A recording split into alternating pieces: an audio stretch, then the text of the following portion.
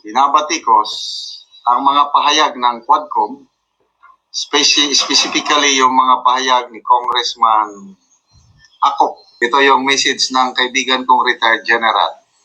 Hi, Johnny. I-share ko sa iyo si Brigadier General Virgilio Garcia, Judge Advocate General Service Armed Forces of the Philippines, retired. Of his Facebook post, he shared to Association of General and Flag Officers. This is posted on my FB wall. So, itong pahayag ng retired general na ito na abogado, pinag-uusapan na ng mga members ng Association of General and Flag Officers. Marami sila ito. Whole Armed Forces, mga retired, I think mga sobre 1,000.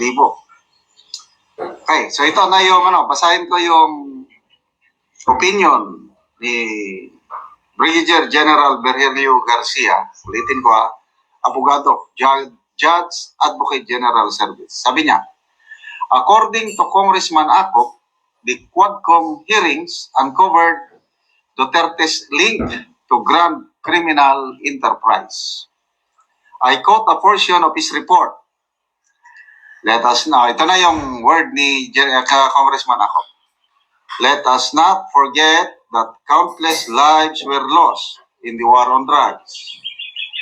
30,000, according to data.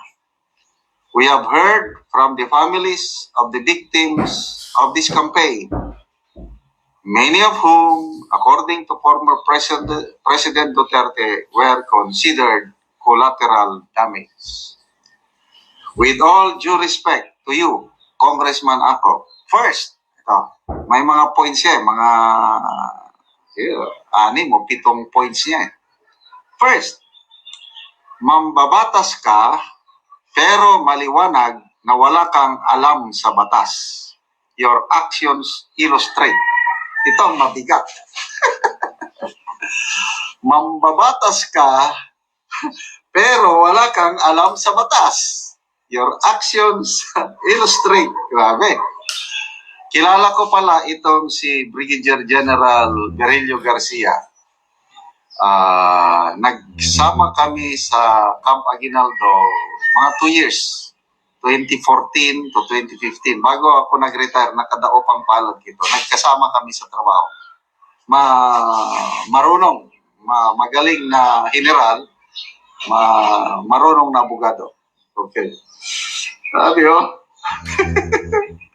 ano kayang pag mabasa kaya ni Congressman General Attorney Ako, abogado rin. Itong comment ng kapwa niya general na abogado. First, mambabatas ka pero maliwanag na wala kang alam sa batas. Your actions illustrate. Okay, second. You say 30,000 lives were lost during the war on drugs. You say according to data. Let me ask you, Honorable Sir. Of course, nagsisir dahil mas senior itong si Akop Class 70. Tama ba ako? Senior si Akop. Let me ask you, Honorable Sir, which data are you referring to? Are these verified data? Ang data po ng PNP sa war on drugs, if I'm not mistaken, mga 6,000 to 7,000 lang ang napaslang. So saan galing itong 30,000? Kaya nga, maganda itong tanong, na-verify ba itong report? O galing lang sa mga human rights group? Yung Amnesty International na sumisira kay Pangulong Duterte. Ayan. Third, if they are yung data, then why don't you take the cudgels and initiate criminal complaints against former President Duterte? O nga naman, hanggang ngayon, wala pa namang kaso na ipapile laban kay PRRD. Fourth, have you ever heard of the words due process in our democratic institution? President Duterte is entitled to due process too. You know, yun. The right to be heard and the right to present evidence in his behalf, sir. Kaya Honorable Congressman Acop, sir, kung may ebidensya ka tulad ng inilalahad mo, edi, idemanda mo na siya, Honorable Sir, para makulong si President Digong. Very clear, di ba? Fifth, your hearings in the Quadcom were clearly a fishing expedition kasi you claim you uncovered evidence against President Duterte in the course of your hearings. Let us see, ito, maganda, abogado talo. Let us see if the evidence that you claim you discovered can stand in court. Okay, bago ko ituloy. Ano yung mga ebidensya nila? Ano yung mga, sino-sino yung mga testigo nila? Halos lahat convicted mga tao na involved sa kalakaran ng illegal na gamot. Mark Taguba, Jimmy Guban. Yan, convicted, nakakulong ngayon. Yung Colonel Asierto na na-dismiss sa serbisyo, nagtatago dahil may warrant of arrest. Yan, yung mga ex-Senator De Lima. Ay, nako. Puro kayo publicity.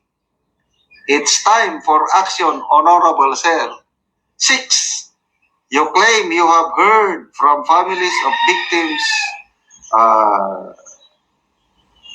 referring to the drug addicts and drug pushers who were neutralized during the campaign.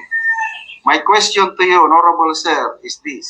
Did you also hear from the families of the victims of the drug addicts? Then tatlong question mark.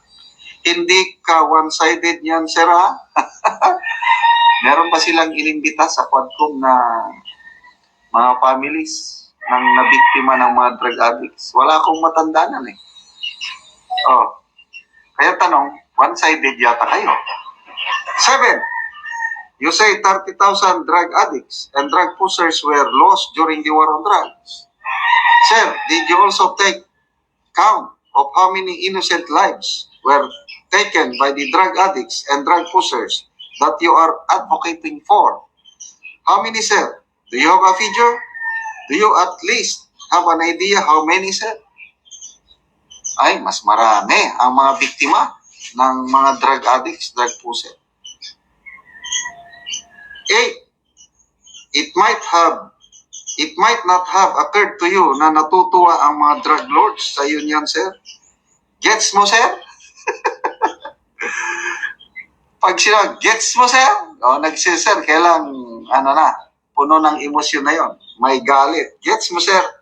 And lastly, Honorable Sir, your Quadcom hearings were all held with grave abuse of discretion and the exercise of your contempt power were without and or in excess of jurisdiction. Tama po yung Police Major na dinala kayo sa Korte Suprema to question your whims and caprice. Meron pa kayong ganang magalit sa kanya for exercising his rights. Yan po.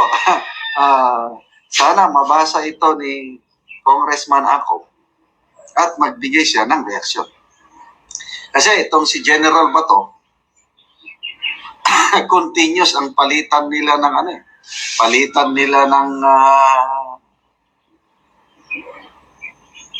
salita or comments. Hindi nagpapaawat itong si next topic ko na lang, itong ongoing word war between Congressman Acop and General Bato. So, salamat sir, General Garcia, itong post nyo na ito. Mga kaibigan, anong comment nyo dito sa mga points?